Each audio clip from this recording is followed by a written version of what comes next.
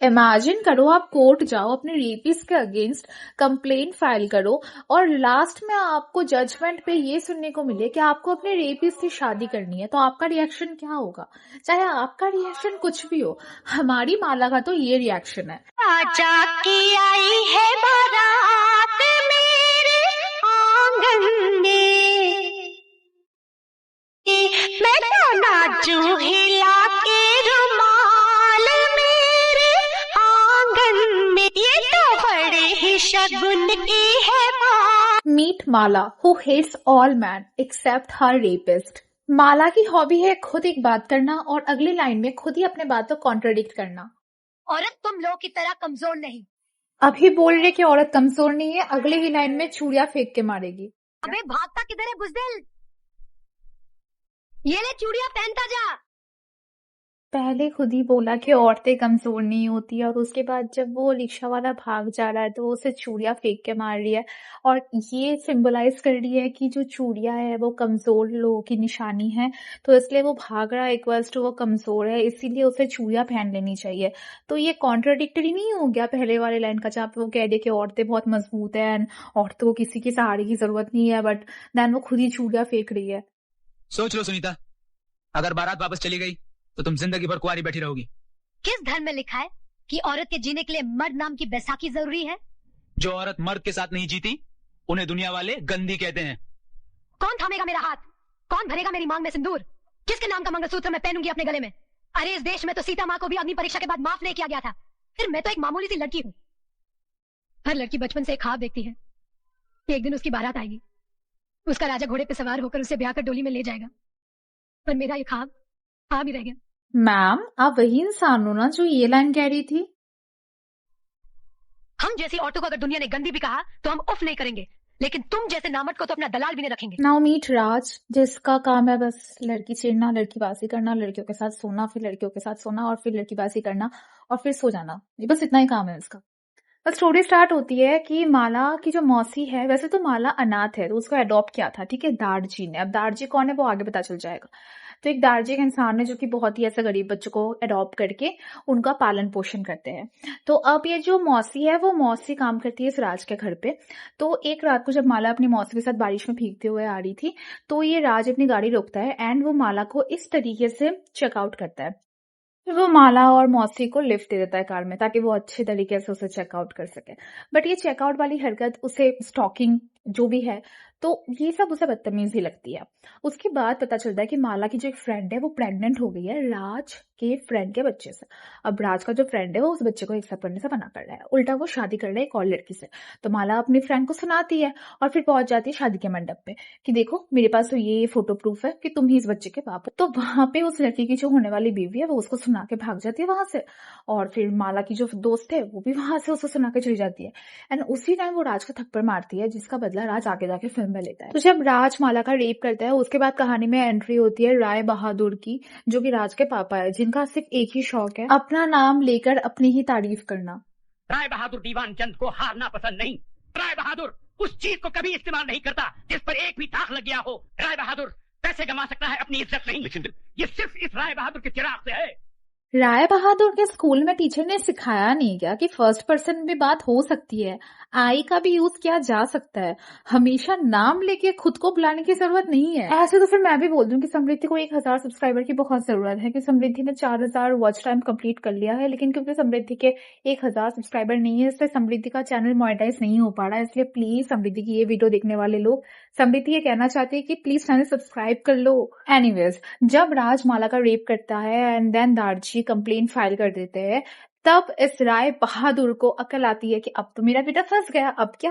तो राज की भाभी ये आइडिया देती है कि दारजी के पास चले जाओ, उनके वो एक बस मैकेनिक ही तो है, गैराज की एक शॉप भी है उसके पास, कितने पैसे होंगे, वहां जाकर बोलो कि माला को 2 लाख रुपए दे देते हैं हम, माला खुशी खुशी अपनी नई जिंदगी बना सकती है, नई जिंदगी शुरू कर सकती है, मेरे बेटे के ऊपर से केस हटा लो। जिस पर दारजी का रिप्लाई बहुत ही मस्त है, सुनो जरा। आपने मेरी बेटी की इज्जत की कीमत बहुत कम लगाई है, लेकिन मैं ऐसा नहीं करूंगा। ये 2 लाख नहीं 4 लाख रुपए हैं। अपने कार की बहू को रात को मेरे साथ सुला दो, ये मुआवजा। ये मैं मुकदमा भी वापस ले लूंगा। बाकी की जिंदगी आपकी बहू इस शहर से कहीं दूर जाके बिता सकती है, बड़ी खुश हो जाएगी। देखो, वैसे मैं इस चीज को बिल्कुल सपोर्ट नहीं करती कि अगर आपको एक दूसरे मेल को शर्मिंदगी महसूस करवानी हो तो आप उसके घर से रिलेटेड किसी फीमेल का नाम ले लो। बट इस केस में फीमेल का नाम नहीं लिया जा रहा है। खुद फीमेल ने ही तो सजेस्ट किया था ना कि 2 लाख लेके पहुंच जाओ और माला के रेप केस को दबा दो। तो बस फिर सेम ही बात हो रही है ना, 2 लाख की जगह 4 लाख। इसी तरह मैं अदालत में गंदे और अश्लील सवालों की बारिश कर देता हूँ। आपके बेटे ने तो उसके कपड़े उतारने के लिए अपने हाथों का इस्तेमाल किया होगा, लेकिन मैं उसे अपने सवालों से नंगा करूंगा। लेकिन मुझे चाहिए इंसाफ। क्या पूछेगा वो वकील? यही ना कि उस लड़के का हाथ कहाँ था, जांघों पर या छाती पर? छाती क्या होती है वो मैं उसे बताऊंगी। यह है छाती, जिसका दूध पीकर हर मर्द की छाती चौड़ी होती है। शाबाश माला, शाबाश। अगर हिंदुस्तान की हर औरत तुम्हारी तरह बेखौफ हो जाए तो इस समाज में औरत को वही दर्जा मिलेगा जो उसे मिलना चाहिए। कौन सा दर्जा? अपने रेपिस्ट से शादी करने का दर्जा, या फिर अपने रेपिस्ट को जाके इम्प्रेस करने का दर्जा, या फिर अपने रेपिस्ट के एक्स्ट्रा मेरिटल अफेयर देखने का दर्जा, या फिर अपने पति के हाथों 50 बार मारे जाने के प्लान का शिकार होने का दर्जा? अगर मुर्गी खाने का शौक है तो खाओ, मगर हड्डी को गले में बांध के मत फिरो। बुलाओ अपने आशिक को और पूछो उससे, कहाँ गई वो कस्में, वो वादे, वो प्यार की मीठी मीठी बातें। चुप रह ना, तू क्या बात कर रही है? तूने तो अपनी रेपिस्ट से शादी कर ली और उसको इम्प्रेस करने के आगे पीछे घूमती रहती थी। अब कोर्ट से सजा मिलती है कि राज को शादी करनी पड़ेगी माला से, लेकिन राज कहता है कि वो 7 साल की सजा मंजूर कर सकता है, लेकिन माला जैसी 2 टके की लौंडिया से कभी भी शादी नहीं कर सकता। जिससे भाभी ये कहती है कि अगर माला से शादी कर भी लोगे तो क्या ही बिगड़ जाएगा, क्योंकि हम घर पे लाकर भी तो उसे मार सकते हैं ना, दुनिया से तो उठा सकते हैं। एंड फिर माला को राज अपने घर लेके आता है एंड आते वक्त अपना जो वरमाला है उसे उतार के फेंक देता है, उसके ऊपर जूता देकर वो चला जाता है। एंड देन माला उस वरमाले का भी आशीर्वाद लेती हूँ कि अपेरेंटली उसके पति के जूते के निशान उसमें पड़े हैं, तो पति के चरणों में रहना तो पत्नी का सौभाग्य है, और पति अगर रेपिस्ट हो जाए तो क्या ही बात है। और फिर वो लोग बहुत मिसट्रीट करते हैं माला को जब से माला घर में एंटर होती है। फिर रिसेप्शन पार्टी होती है राज और माला की, और माला की भी तो रिसेप्शन पार्टी हुई ना, बट माला को अपनी रिसेप्शन पार्टी में किसने नहीं बुलाया। और फिर राज जो है सबके सामने कहता है कि उसने तो अपने पति के साथ पहले ही सुहाग दिन बना लिया, तो सुहाग रात बनाने की क्या ही जरूरत है। ऐसे डायलॉग्स एक्चुअल में इस मूवी में डाले गए, ठीक है। तो फिर वो भाभी की बहन के साथ वहाँ पे डांस वगैरह कर रहा होता है, उसे किस वगैरह कर रहा होता है, तभी माला वहां पे आ जाती है और उस लड़की को ऐसे लाइक खींच के वो राजा को लिप किस करती है, सबके सामने लिप किस कर देती है। और फिर राज उसके लिप किस से परेशान होकर उसे थप्पड़ मार देता है, जिस पर माला अपने पति को जाकर 4 थप्पड़ नहीं मारती, क्योंकि पति तो पति होता है, पति तो परमेश्वर होता है, और परमेश्वर पर हाथ उठाने से तो आप नरक जाओगे ना। लेकिन पति पर हाथ नहीं उठा सकते, पति पर बात नहीं कर सकते, पति को गाली नहीं दे सकते, तो क्या हुआ? पति की गर्लफ्रेंड तो है, उसको दे दो, बात तो एक ही है। पति को राम बोलो और गर्लफ्रेंड को सुर्पनखा, सिंपल। पुरुष बिन नारी, माता सीता कहती है, जिस तरह जीवन के बिना शरीर है और पानी के बिना नदी है, ठीक उसी तरह पुरुष के बिना नारी का जीवन है। स्त्री को अपने पति का साया बनकर रहना चाहिए, चाहे सुख में हो या दुख में। अपनी सुहाग की रक्षा के लिए अगर घर की सीमा को भी पार करना पड़े तो पार कर जाओ, तो पार कर जाओ, तो पार। पति के सुख दुख में पार करने बोला था, पति के रंग रलिया में पार करने को नहीं बोला था माता सीता ने। तमीज होती तो मेरे मर्द की बाहों में एक बाजारू औरत की तरह ना पड़ी होती। यू बिच। ये अंग्रेजी गाली अपने पास ही रखना, हिंदी में एक गाली सुना दी तो सारा खानदान कब्र से बाहर। तो अपने पति को क्यों नहीं सुनाती जिसमें इतनी भी तमीज नहीं है कि किसी का रेप नहीं करते और शादी के बाद अफेयर तो बिल्कुल नहीं करते। एक बात सुनती जाओ, जिसे में बहुत गर्मी है तो अपने बाप से कह देना, एक सांड ढूंढ के ला देगा। गर्मी तो आपके पति में भी कम नहीं है। औरत मर्द की हर बुराई को बर्दाश्त कर सकती है, लेकिन ये कभी बर्दाश्त नहीं कर सकती कि उसके मर्द की जिंदगी में एक दूसरी औरत आए। 10 औरतें आएंगी, क्या कर लोगी? अबे जाना, पूरे फिल्म में सिर्फ एक ही लड़की आती है, भाभी की बहन, और कोई नहीं आती। 10 लड़की आएगी, 10 लड़की देखो मूवी लगाती है। आई बड़ी अपनी पेट्रियार्कल फैंटेसी पूरी करनी है तो अकेले पूरी करना। औरत कुछ भी बर्दाश्त कर सकती है, अपने मर्द की कोई भी बुराई बर्दाश्त कर सकती है, ये बर्दाश्त नहीं कर सकती कोई दूसरी औरत आ जाए। तेरे से पूछा किसी ने? सारी औरतों की एडवोकेट क्यों बन रही है? मेरी जूती करे बर्दाश्त। अगर मेरे पति ने मेरे को सबके सामने थप्पड़ मारा हो तो मैं उसको 4 लात ना मारूं इन रिटर्न। बदतमीज, क्या समझती है अपने आप को? हाँ, इस घर की मालकिन। तो मिस्टर हस्बैंड रुक क्यों गए? दिखाइए अपनी मर्दानगी। पिछले बार दिखाया तो था, तब तो कोर्ट केस करने चली गई थी। और इस बेल्ट से लिख दीजिए मेरी पीठ पर कि मैं तुम्हारी पत्नी होगे, हर जख्म से एक ही आवाज आएगी, जीते जी इस घर से कभी नहीं जाऊंगी। जाऊंगी तो मरने के बाद, वो भी तुम्हारे कंधे पर सवार होकर। उसके बाद में मारपीट कर रहा होता है, तभी पुलिस वाले भी आ जाते हैं, इसलिए वो फंस जाएगा। इसलिए मामा दूसरा प्लान बनाता है। मामा सबके सामने आके उसी को डांट देते हैं एंड देन वो अपनी गलती रियलाइज करने का नाटक करता है, माफी वगैरह मांगता है एंड देन हनीमून प्लान होता है। हनीमून में ये प्लान होता है कि हनीमून में जाके उसके कमरे में वो लोग सांप छोड़ देंगे, जो सांप माला को डस देगा एंड उसके बाद माला मर जाएगी। बट होता उल्टा है, क्योंकि माला उस सांप को देख के बेहोश हो जाती है और फिर राज आता है ये चेक करने के लिए कि माला मरी भी या नहीं, और तभी वो सांप एक्चुअल में राज को डस देता है। लेकिन फिर माला उठती है एंड वो सारा जो जहर है वो चूस चूस के बाहर निकालती है, और उसके बाद ये देखकर राज को प्यार हो जाता है माला से, और फिर माला और राज रोमांटिक गाने पे एक दूसरे के साथ डांस करने लगते हैं। लेकिन जब वो लोग वापस आते हैं तो फिर से जो भाभी है एंड जो मामा है वो प्लान बनाते हैं कि माला को अगर किचन में जलाकर मार दिया जाए तो कैसा रहेगा। तो इस प्लान के लिए वो गैस लीक कर देते हैं, लेकिन वहां पे माचिस ही नहीं जल रही होती है। तो माला वापस आती है कि माचिस नहीं जल रही।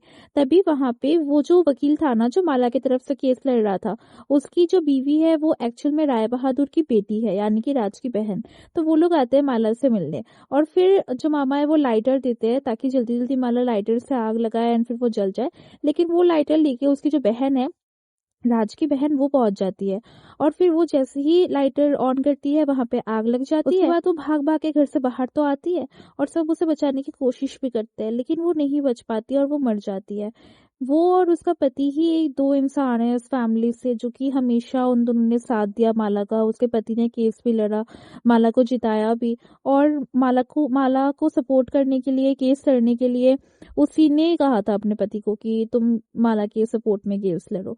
लेकिन फिर भी वो मर जाती है और कोई भी उसकी जस्टिस की बात नहीं करता। वो मेरी भूल थी जिसके लिए मैं शर्मिंदा हूँ। वो भूल भी तूने ही की थी। गलत, उस भूल के जिम्मेदार भी आप हैं।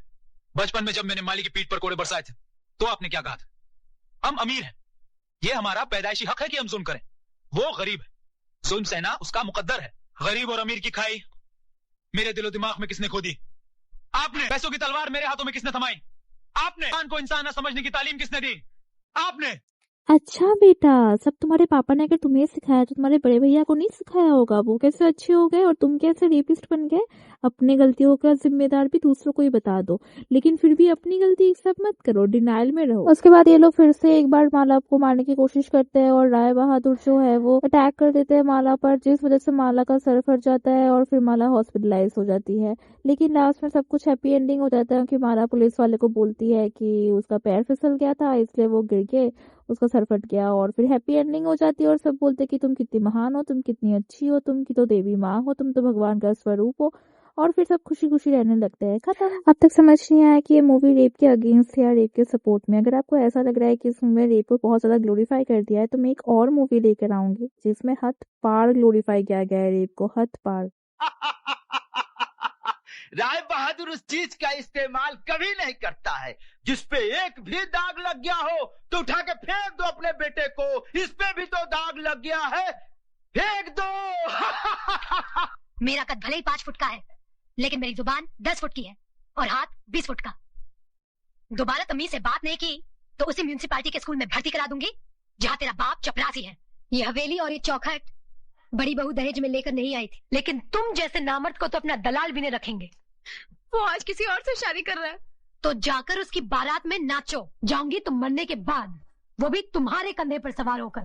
तुम्हारी ये हसरत मैं अभी पूरी करता हूँ।